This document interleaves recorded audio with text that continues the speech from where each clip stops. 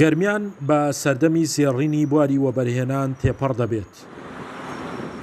لە ماوەی 15 ساڵی ڕابردوودا بە بەهای 1 ملیار دۆلار سەرمایەداران 40 پرۆژەیان جێبەجێ کردووە.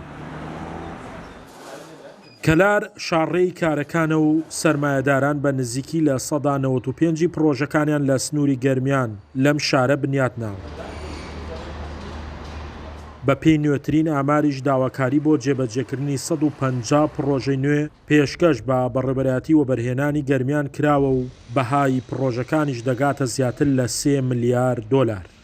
لە سنووری ئیداری گەرمیانە ئێمە لە ئەم ساڵدا زیاتر لە 100 پرۆژەمان بۆ هاتووە لە کوێ سێکتەرەکان لە هەوانە شەمووی لە ڕێکاری ئیداریەکانیان و لەگەڵ ئەوەشدا لە حکوومەتی هەرێم کە تێڕوانینی گۆڕیوە بەرامبەر وەبەرهێنان مستەسمرین و هەروە ئەستثماریش لە گەرمیانە بەوەی کە ئێمە وەکو دەستە سیاسەتێک هەیە لە ئەنجومەنی ئابووری وەبەرهێنان کە 3 زۆنمان بۆ دروستکراوە زۆنی ئەی و بی و سی لە ڕووی گەشەی ئابووری و هەروە وەبەرهێنانەوە خۆشبەختانە ئێستا کە لە ڕۆشتۆتە قۆناغی ئەی هاوشانی سلێمانی دووەک و هەولێر ئێمە و ڕۆژانەمان هەیە.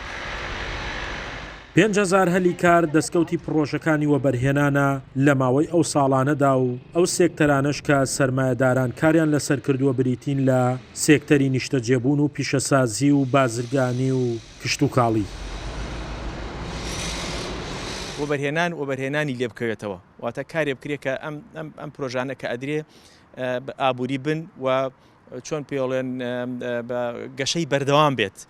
ڕاستە لە بوارەکانی تراوەکوتم عقاراتیش گرنگە بۆیرە بەڵام بە شێوەی گشتی ئێستا کەلار چاوی لەسرە ئیدارەی دڵسۆز ئیدارەی جددی و چاودێری بەردەوام ئیدامادا بەم پرۆسەیە کە ئێستا هەیە ئەوەی کابینرێ وەکوتمان بە تایبەتی لە سەرەتای نەوەتویەکەوە درێژەی پێدراوە و بەرەو پێشەوە چێ گەشەی سەکەن گەشەی وەبەرهێنان.